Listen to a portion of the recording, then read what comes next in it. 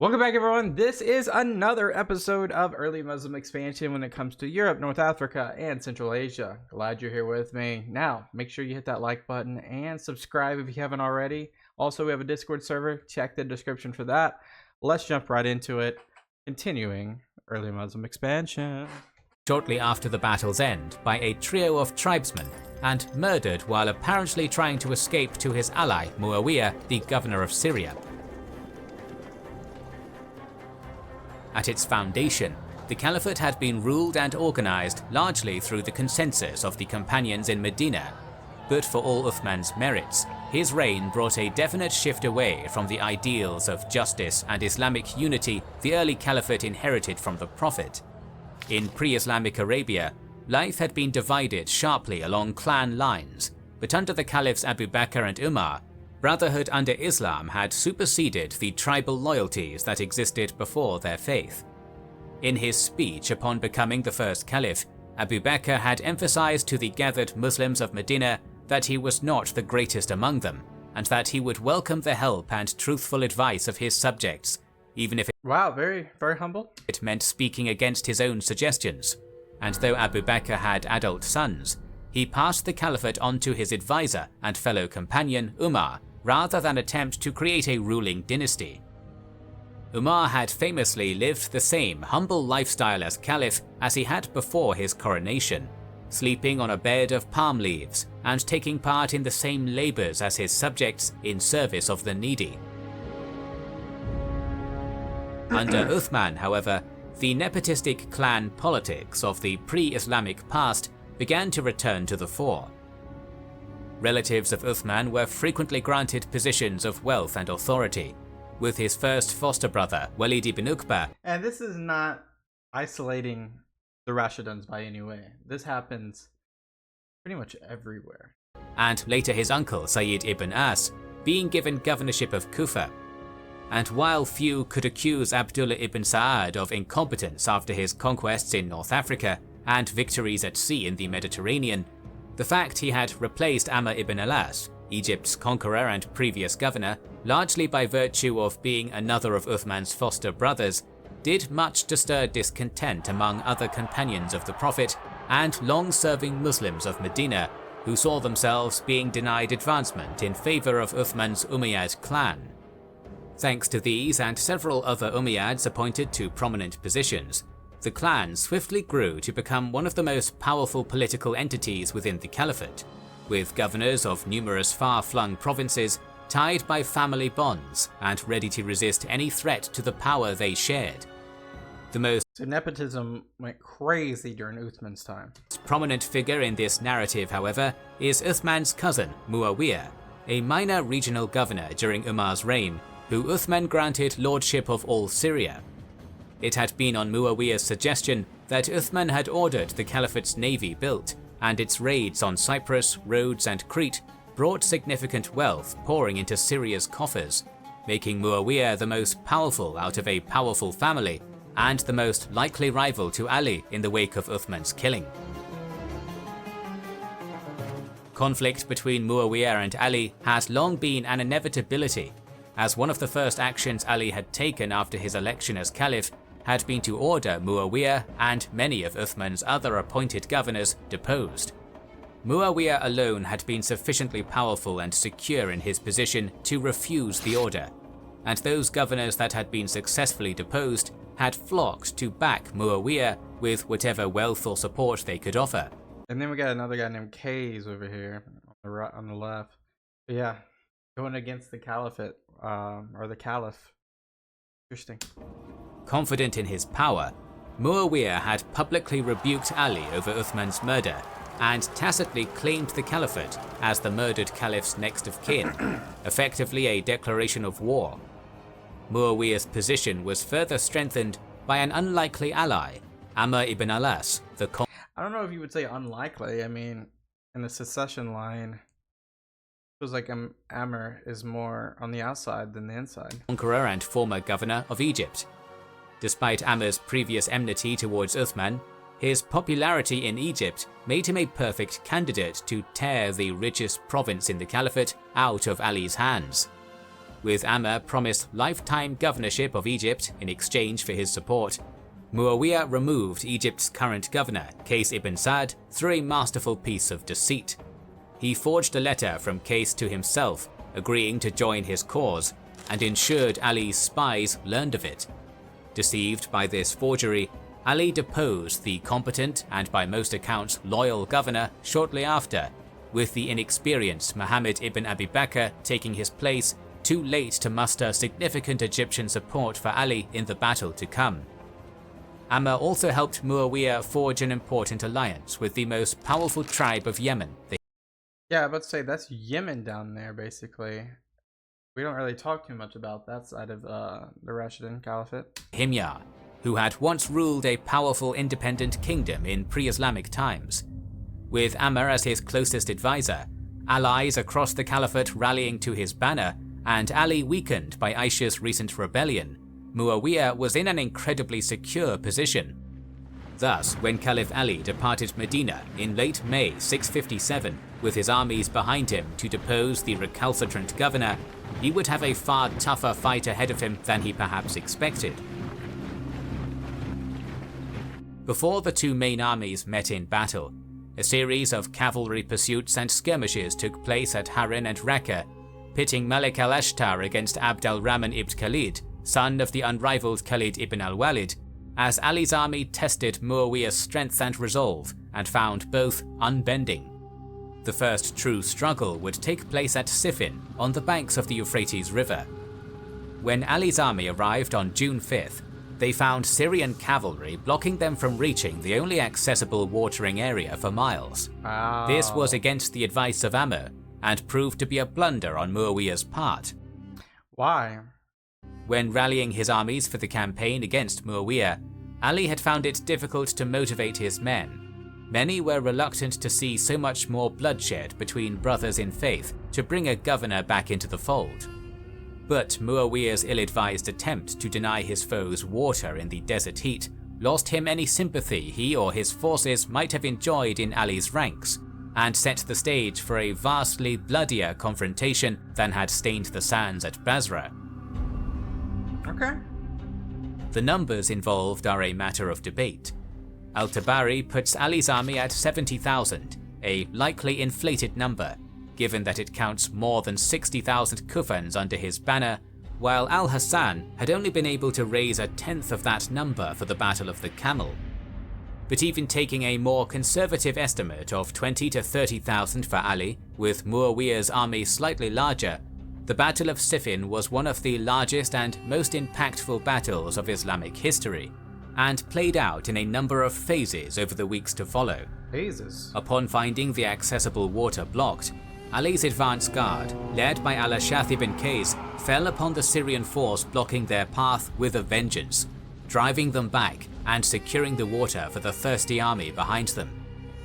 Following the Day of the Euphrates, as this small victory was known, the armies stood for 2 days of tense standoff and failed negotiation, followed by more than a week of daily raiding and personal duels between noble commanders, lasting until June 18th, each army testing the other's mettle but reluctant to commit its full strength. June 19th saw a new ceasefire agreement forged, lasting more than a month, in a last attempt to reach a peaceful agreement, or at least convince opposing leaders to defect. But these overtures were no more successful than the previous ones. Envoys went back and forth for weeks between the two armies with messages and bribes, but the stalemate remained largely unchanged. Finally, on July 26th, the two armies met in a battle that would last 3 days and 3 nights, nearly unbroken. Wow. The first day of the battle was inconclusive, mostly consisting of exchanges of arrows and cavalry raids, with casualties mounting, but neither side gaining an overwhelming advantage. The second day saw Muawiyah come very close to routing Ali, with Habib ibn Maslama leading a massive attack that drove Ali's right wing to flight and pushed hard against his center, driving his army into disarray before reinforcements led by Malik al-Ashtar could halt the Syrian advance. Abdullah ibn Budayl, who had been in command of Ali's right, attempted to press their momentary advantage by bringing his cavalry in a charge towards Muawiyah's tent, only to be surrounded and killed by Muawiyah's elite forces. Also killed was Ammar ibn Yasir, whose presence had so frightened Zubayr in the Battle of Camel, fulfilling, according to the hadith, the supposed claim of the Prophet that Ammar would die at the hands of a wicked band of men. Wow. Interesting, isn't it? The third day saw Muawiyah redouble his efforts to break Ali's right wing, sending his Himyarite allies against it under the leadership of Ubayd Allah ibn Umar, the disgraced son of Caliph Umar, whose name had been tarnished by an unlawful honor killing, but whose parentage nevertheless made him a useful political prop for the would-be Caliph Muawiyah. This time, however, Ali's right held firm, killing both Ubayd Allah and Chief Dul Qalar of the Himyar and inflicting terrible casualties. As the day drew on, the two armies were finally drawn into a general melee. The duels, maneuvers, and archery exchanges that had defined the previous days giving way to a confused clash of swords and lances that continued through much of the night. As morning approached, after the bloodiest night of the civil war, Ali's army appeared to have the upper hand, having driven Muawiyah's forces back and even forced him to relocate his tent to a safer location after another charge on his camp. But it would not, in the end, be strength of arms that decided the battle's outcome. As morning arrived, a number of envoys from Muawiyah rode between the armies, Qurans on their lances as a flag of truce, appealing to Ali to allow binding arbitration to settle his and Muawiyah's dispute. Though Ali held the advantage in battle, many of his soldiers, exhausted after the long battle and reluctant to continue fighting their brothers in faith, felt the offer provided an honorable alternative to further fighting, and ignored the encouragement of Malik al-Ashtar and others to continue fighting. His hands tied, Ali accepted Muawiyah's truce and call for arbitration, bringing an end to the battle. Arbitration. I'm not sure what that really means. While he had been on the verge of winning the war, Caliph Ali now stood on the brink of losing everything in the peace to follow. Each side nominated an arbitrator, Amr ibn al-As for Muawiyah, and strangely, And so it's a representative? deposed Kufan governor Abu Musa al-Ash'ari for Ali, who despite his personal enmity with Ali, was a popular choice among Ali's largely Kufan army. The two armies departed the battlefield, with agreements for the two arbitrators to meet over the coming months, to judge the murder of Uthman and rightful Caliph fairly, with the Quran as their guide.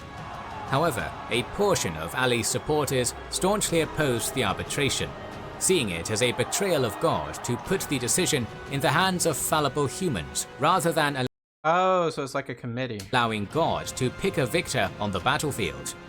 Before Abu Musa departed for the first round of arbitration, two of Ali's followers, Zura ibn al-Burj and Hurqus ibn Zuhayr, confronted Ali, demanding he abandon the negotiations and return to war with Muawiyah. Ali rebuked them, claiming that he would have preferred to fight on at Siffin, but was now bound to honor the covenant he had reached. Unsatisfied, they took up the slogan, "Authority belongs to God alone," with new adherents converting to their viewpoint over the months to follow. Following the return of Ali's forces to Kufa, these Al-Khawarij, or Kharijites as they would later be called, would prove a major thorn in Ali's side, heckling and criticizing him as he led the prayers from the mosque and declaring both Ali and Muawiyah unfit to rule. As this discontentment grew, the two arbitrators met twice over the year that followed, both times for weeks on end, finally returning a verdict in Muawiyah's favor, ordering Ali deposed as caliph in April of 658. Ali refused to abide by the decision, declaring it a political attack rather than a true religious judgment, but the decision greatly damaged his legitimacy and weakened his position in the ongoing Cold War against Muawiyah. Meanwhile in Kufa, the Kharijite movement was developing from a mere vocal opposition into a new rebellion, with Abdallah ibn Wahb taking command of the movement. Departing Kufa in small groups to avoid detection, Ibn Wahb regrouped his forces by the bridge crossing the Narawan, a great canal drawing water from the Tigris River northeast of Al-Madain. Meanwhile, other bands of Kharijite sympathizers across Iraq, having received secret letters from the leadership in Kufa, departed their homes to join Ibn Wahb's band with... So there's like a segment off a segment. So there's 3 factions now in the Rashidun Caliphate. At the Umayyads, Rashiduns. No, what are they called? I don't remember.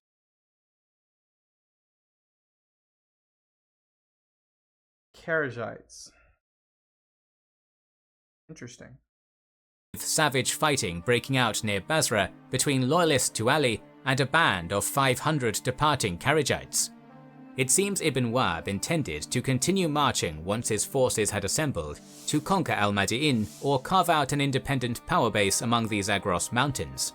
However, after compelling his remaining supporters to reaffirm their oaths of loyalty to him, Ali was quick to depart Kufa in pursuit of the Kharijites, arriving at Narawan in July 658. Despite their treachery, Ali attempted to avoid battle, pointing out that he now stood poised to return to war with Muawiyah as they had wished, and requesting they return to his cause. Some did, but a majority of the roughly 2,000 rebels remained stubbornly entrenched, leading to some disagreement within Ali's ranks. Many of his followers felt the Kharijites were a minor problem and should simply be ignored until after Muawiyah's defeat. Yeah, it feels like they're just being, what do you call it? Not stubborn, but they're being defiant to the regime. They've done any crime besides that? Or is that treason, perhaps? But after several local villagers were slain by and now you gotta kill them all. Kharijites, Ali's reaction would be swift, with his much larger army engaging the Kharijites on July 17th. Zealously devoted to their cause, the Kharijites did not falter, but now with less than 2,000 facing 14,000, the outcome could be in little doubt. Oh yeah, so Ali's horsemen formed up his front line, under the command of Abu Ayyub al-Ansari, with archers and footmen lined up between them.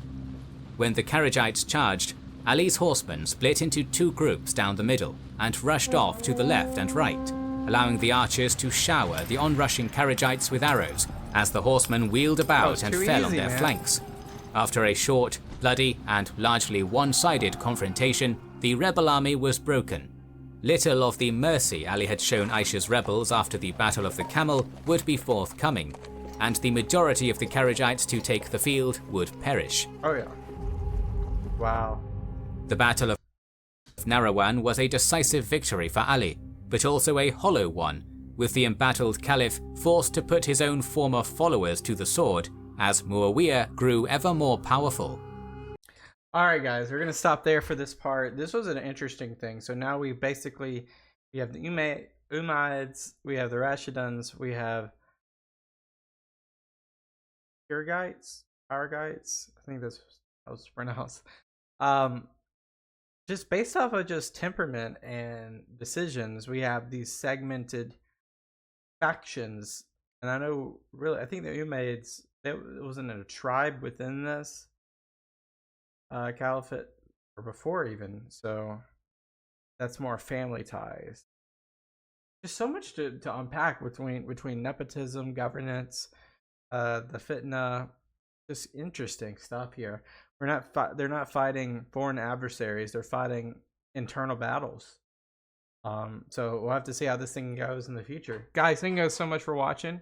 Hit that subscribe button. I will see you in the next one. Peace out. Bye bye.